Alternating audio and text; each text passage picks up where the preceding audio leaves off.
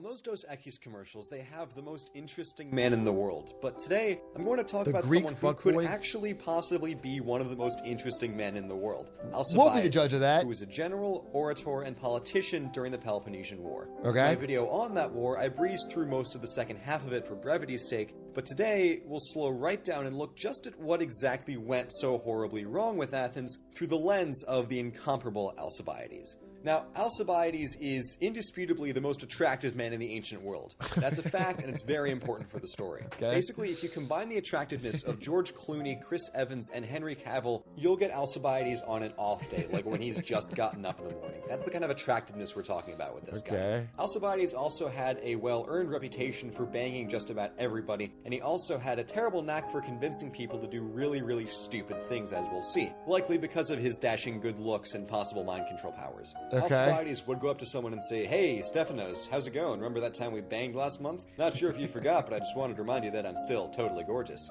You know what, Alcibiades? You're right. Here, take my money, house, wife, and firstborn daughter. You deserve it, Alcibiades. Thank you, Stephanos. Catch you on the flip side. And no one would question it. So we've established that Alcibiades has a little bit of Kilgrave in him, but he's also a bit of a Joker character. So he's the ancient world's foremost crazed supervillain. And with that out of the way, to history. In 415 BC, in the middle of a period of peace between Athens and Sparta, Athens' ally Egesta appealed for help against Syracuse. In the Athenian assembly, they were debating what to do about this when Alcibiades said, "Guys, I've got an idea, and I'm gorgeous, so you're going to listen to me." And everyone said, "You got it, Alcibiades, we're listening." He said, "How about, while we're in Sicily defending Egesta, let's just go and take the rest of Sicily too. We'll kick out Syracuse, those dirty Spartan sympathizers, and the whole thing will be ours. We'll have more of an empire because that's totally awesome." And Nicias gets up, who was a guy who had organized a peace 6 years prior that stopped the fighting between Athens and Sparta, so he did not like war and expansion-y thingies, and said, "Alcibiades, that's a terrible idea. I think we should absolutely not do that." To which Alcibiades said, "Let's put it to a vote. Who wants to go and invade Sicily?" Everyone raises their hand, and Nicias falls back in his chair like, He, popularity contest him, dude. He mocked him. Dude, public vote when the other guy's balding? That's crazy. Crap, Alcibiades strikes again. Okay, guys, here, how about this? If we really wanted to invade Sicily, we'd need a stupidly huge navy. I mean, we already have a big navy, but we need 200 ships to go and invade Sicily, and there's no way we could do that. And Alcibiades gets up again and says, "Guys, I think that Nicias over here has given us a perfect solution to this problem. How about we raise a giant navy of 200 ships and go over to Sicily?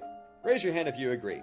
And everyone, of course, raised their hand in agreement. Nicias again is like, "Oh no."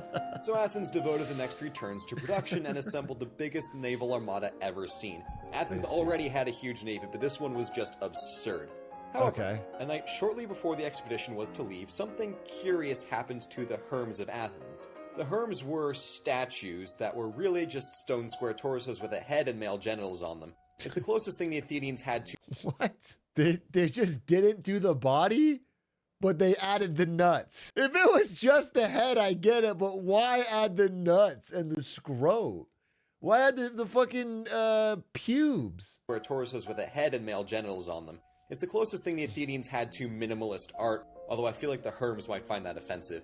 These pieces of art, let's call them, were sacred to Hermes who watched over travelers, meaning that if anything were to happen to the Herms, it would be very bad omen for those who were traveling. Well, just before some rather big travel plans to Sicily went into motion, a group of rowdy college kids went about, let's say, de-Herming the Herms, put it that way, and that's a no-no.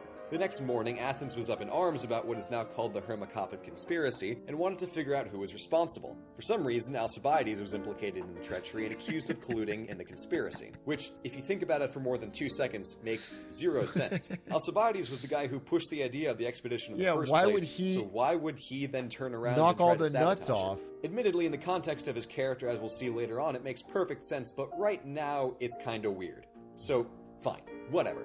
Alcibiades goes to the assembly and says, "Hey dudes, it's me, Alcibiades. Still gorgeous, possibly more gorgeous than yesterday. I'm about to leave for this big glorious expedition thing that we have going on that we talked about last week. And if you want to put this sculpted face right here and this glorious jawline on trial, how about we do that now so you guys don't recall me in the middle of my campaign because that would be really stupid. What do you say?" And Athens collectively responds, "Nah, we'd rather wait until you're just about to get to Sicily but not there yet, right before you get there, and then recall you and probably put you on trial and possibly put you to death." And Alcibiades is like, "Great. Fine." and the expedition to death for knocking the nuts off half-finished statues? He went from being he got all the votes and everyone loved him, and then possibly maybe he knocked nuts off statues and they have to kill him? Harsh but fair. heads out to glorious fanfare. Their first clue that everything was going to fail horribly should have been when, while sailing around the bottom of Italy's boot, the Athenian fleet docked at towns and expected to be greeted with fanfare and a feast, but no one even bothered to show up or acknowledge them. So they carried on. As they were making their way to Sicily, Alcibiades, Nicias, who was also made a general of the expedition probably in a cruel twist of fate, and an actually good general named Lamachus were planning the expedition. Nicias proposed the smallest possible engagement and sticking to helping out Egesta and doing little else. Lamachus proposed a direct assault on Syracuse to catch them off guard and get rid of them first. Alcibiades, however, proposed that they go to Egesta first, which was on the far side of Sicily, and then work their way across the island, going town to town, amassing soldiers from the locals as they went. Even though this is a very, very stupid plan, because it gives Syracuse time to prepare because they see them coming, and as we've seen, the people of Italy do not really seem to like the Athenians much, Lamachus leaned over and said, "Oh, of course, anything for you, Alcibiades. We'll go with your plan because you're so totally gorgeous." Nicias said, "What the hell, Lamachus? You're supposed to be smart!" So right as this is happening, as they're about to land in Sicily, as the Athenians had expertly prophesied, Alcibiades gets a letter saying, "Hey, Alcibiades, come back to Athens. Dude, I got 5 gifties from Alcibiades' Stan account. Perfect fucking timing. We want to put you on trial like we said we would." Alcibiades is like, crap, okay, fine. So the boat that's going to recall him to Athens shows up, and Alcibiades says, "Guys, I have one last request. If you would please let me take my boat back to Athens instead of this little dinghy you guys brought, because my boat's as gorgeous as I am, and I'd like to be on something equally gorgeous to me." The Athenians who were there to recall him said, "Okay, Alcibiades, you little scamp, sure, no problem." And they set sail, the two of them, their boats. And Alcibiades is behind the Athenian boat, couple boat lengths behind, as you're supposed to do when you're driving. And the Athenians are like, "Hey, Alcibiades, you're falling a little bit behind there." And he says, No, it's okay, I can do what I want, you guys are fine, just keep going, I'm here." The Athenians keep going ahead. Alcibiades falls a little bit further behind. The Athenians say, "Hey, Alcibiades, you still back there?" And Alcibiades is like, "Don't worry, I'm good. I'm great. Just keep going. I'm following you. You guys are leading the way fantastically." And the Athenians keep going. Alcibiades starts peeling off more and more and more, and then goes left and pisses off to Sparta. So the Athenians are like, crap. And Alcibiades goes to the king and says, "Hey, Spartan king, I'm Alcibiades. I'm gorgeous. You could do with me." Spartan king says, "I could do with you, hot stuff." So then Alcibiades gets a long and prosperous 2 or 3 year career of basically telling the Spartans how to defeat the Athenians, which sounds like a pretty good deal. He just flipped sides and betrayed. Damn, what a rat fuck. I guess if you're about to be put to death over someone else knocking nuts, you gotta do what you gotta do. Alcibiades spends some time colluding with the Spartans and doing his thing, but then eventually they kind of realized that after a son was born that looked a little bit too much like Alcibiades, that he may have been fooling around with the queen, so the Spartan king said, "Get the hell out of my house, I don't care how gorgeous you are. Clearly my wife..." Damn, he showed up, ratted on his old country, then fucked the Spartan king's wife? Wife does. Alcibiades says menace. Bye, and then he goes over to Persia, just because, why not? And he hangs out with the local governor there, a satrap called Tissaphernes, and gave him advice on how to deal with the whole Athenian-Spartan conflict that was going on. Right now, we're actually going to divert away from Alcibiades and go back to the Sicilian expedition and talk about what happened there, because it's actually kind of hilarious even without Alcibiades there. So, the Athenians were on their way from Egesta in the far west to Syracuse in the far east, trying to gather soldiers all along their way, like Alcibiades' plan called for. Okay. But perhaps unsurprisingly, no one really wanted to join them because no one outside of Athens really likes Athens all that much. Right. So that didn't exactly go very well, and by the time they had gotten to Syracuse, they were met by a strong Syracusan opposition, as Nicias had warned them about. Right. When you're sieging a city in the ancient world, the idea is that you build a wall around the city to starve them out and cut off their food supply. In the opposite order, of course.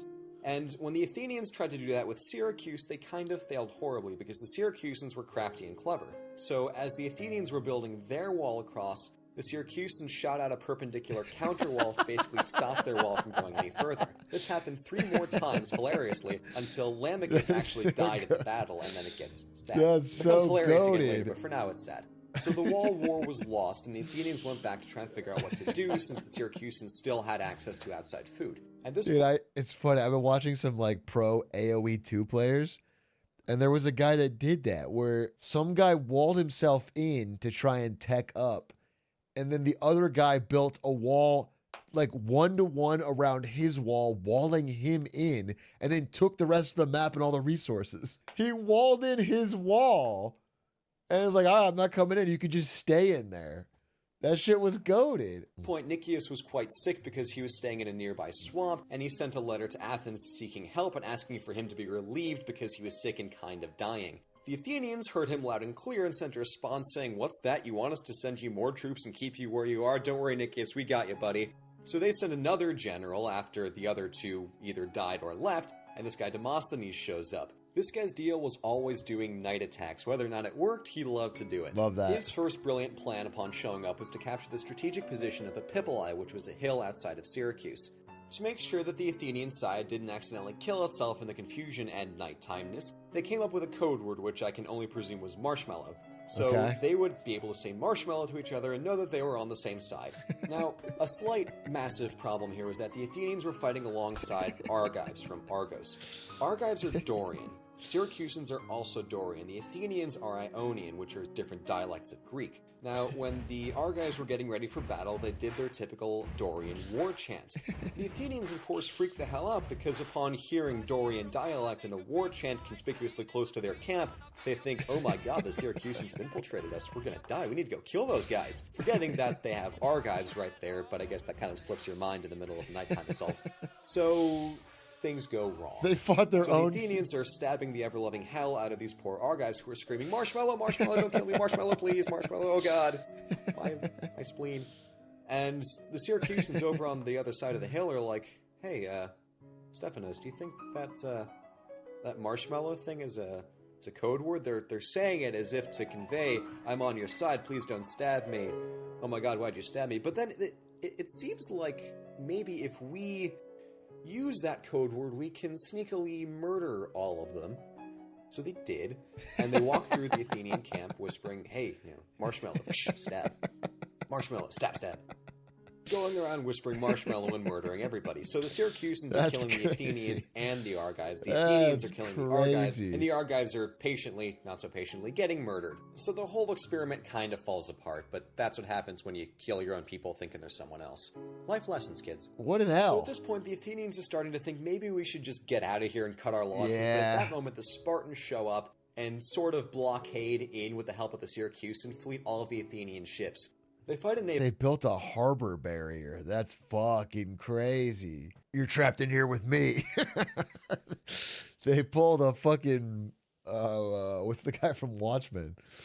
Rorschach. They pulled a Rorschach to try and get out, but it doesn't exactly work. So when Nicias goes back to his camp, still pneumonia'd out of his mind, he goes to the Oracle and says, "What do we do? This kind of sucks." The Oracle says, "You gotta wait 27 days before you try to retreat again." Nicias says, "All right. Fine, I'll listen to it." And his advisors say, "Nicias, that's really stupid. We should go now. We have a chance." Nicias says, "No. Shh, shh, shh, shh, shh." Oracle says.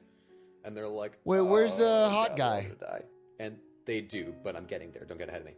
So the boats are kind of wrecked because as they're staying in this swamp waiting for 27 days for a retreat, they get completely waterlogged. The thing with triremes is you gotta take them out and clean them every once in a while. And when they're in a swamp, you don't get the chance to take them out and clean them every once in a while. So that doesn't really go very well, and they try instead to do a land retreat.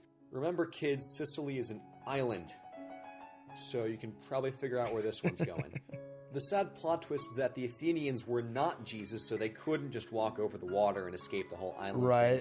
They're all ultimately captured and killed. It's really sad. What a disaster. This is a comedy show, so I'm going to breeze right over that and get back to Alcibiades, who's in Persia, and he's giving the local governor some advice. Completely fucked over Athens, went to Sparta, fucked over the queen, left a kid, and now is in Persia, not giving a shit about the... But he never really planned to stay in Persia for an extended period of time. His ultimate goal was to come back to Athens with a bunch of Persian money and be like, "Hey guys, look, it's me, Alcibiades. Still totally gorgeous, now totally rich. Aren't I awesome? You should welcome me back and not kill me like you said you would. That'd be great." So, soon enough, he leaves and goes to the nearby Athenian fleet that was tooling around in the Aegean Sea, and convinced them that the radical democracy in Athens was no good, that they should totally overthrow it and replace it with an oligarchy. An oligarchy would benefit Alcibiades. He's a a rogue felon who comes back years later, encounters the fleet, and convinces them to overthrow the government? He must be fucking hot. Because no democracy means no death sentence for him. Thus begins the most comical political overthrow ever. So, some salient details first. The rich people of Athens really like the idea of the oligarchy because the oligarchy means they're in power, whereas democracy means those poor peasants are in power. Right. So they called a meeting outside of... I actually think you had to be a landowner to vote in Athens. Like, the peasants never could vote. Athens, just outside the city walls, to discuss political stuff. The thing is, since it's outside the city walls, only the rich would have showed up because the rich people of Athens would have been able to supply their own armor and weapons. The reason armor and weapons are necessary is because usually the Spartans are outside of the Athenian walls wreaking havoc, so only those who could have protected themselves would have been not scared and gone outside. Very sneakily, you've called a meeting of only the richest people in Athens. This group of upstanding citizens did what's called suspending the graphe paranomon, which is the law against illegal laws. I know it sounds ridiculous because it is. So basically, in suspending the graphe paranomon, illegal laws are now legal, which literally means they wrote a law that got rid of the democracy and instated an oligarchy of 400 aristocrats. So in this situation, Alcibiades would be very happy because the death sentence on it is kind of gone. What a joke. What happened then was that the new oligarchy in Athens started executing people really harshly. And the fleet, which was oligarchic, said, no, we don't like that. We don't stand for that. And for the first time ever, created a democracy for ideological reasons rather than political reasons. Which is really interesting, but kind of ridiculous because you have an oligarchic fleet in a democratic city which flip-flops to an oligarchic city in a democratic fleet. What? But Alcibiades doesn't care because he can go on and do whatever he wants. And he's hot. As long as Athens isn't a democracy for the moment, the death sentence is kind of gone. Yeah. Which is good. So he goes around fighting some battles, doing some stuff with the fleet. Cool, and in 407, he goes back to Athens. And they're like, cool, Alcibiades, still gorgeous. You got that silver fox look. He's like, I know, still looking good. Always did, always will. And then they're like, hey, so Alcibiades, you're good. We like you. No death threat this time. Go out, do your stuff, keep being awesome, and win us some battles. And he's like, you know it, guys. So Alcibiades is doing his thing up until 406 at the Battle of Notion, when Alcibiades presumably had to use the restroom. So he tells one of his guys, look, you, I'm going to go to the restroom. I'm going to be gone for like 5 minutes, maybe. I need you to be in charge, but not touch anything. Don't look at the Spartans. Don't think about going to fight them if you see them, because you shouldn't see them because you shouldn't be looking at them. And just don't do anything, please. Okay. Just gonna be gone for like 5 minutes. You can handle this. And he's like, okay, boss, you got it. And he does the thing where he like salutes, but he hits himself in the eye because he's one of those guys. But then Alcibiades leaves. And he's like, hey, boss said we should go fight the Spartans, right? The other guy's like, yup. So they do, and they fight the Battle of Notion and lose horribly. Okay. And Alcibiades comes back, he's like, what the hell, guys? I was gone for like 5 minutes. The other guy's like, oops. And Alcibiades is like, oh, okay, fine, screw this, I'm out of here. And he goes and leaves and runs off to his private castle in the northeast of Greece because he just kind of, has one of those. He doesn't care. The last historically significant event of Alcibiades' life was the Battle of Aegospotami, which was the last battle of the Peloponnesian War. And this battle is actually kind of funny because he's living sort of near where the battle was, so he leans over to the Athenians and he's like, hey, Athens, you're at a strategically disadvantageous position and you think you should move. Athens is like, no, shut up, Alcibiades. He's like, fine, but you're gonna lose. So they ended up losing. Alcibiades was right. And then, sort of after that, Alcibiades just kind of dies. Historical accounts of Alcibiades... That's crazy. Bro was a lifelong menace. He did nothing. He died backseating. Alcibiades' death are kind of all over the place, but I personally am preferential... Died backseating in a war that he, started, or at least amped up the aggression of. The version where his house is attacked by assassins and burned down, and he jumps out with a knife like, come at me, bros. And then he gets killed by a swarm of arrows. It's not very flattering, but it's kind of cool, so that's the one I go with. But anyway, there you have it, folks. The life of arguably one of the most interesting characters in the ancient world, and in my opinion, one of the most interesting characters in all of history. It's amazing how the majority of ancient Greece's funniest stories all surround this one guy. But at the same time, how could it not? Because, I mean, look at him. He's gorgeous. Oh, I think the real-life Henry Cavill's wasting an opportunity to cause a lot of ruckus. He's doing the fucking Witcher when he could be, starting wars.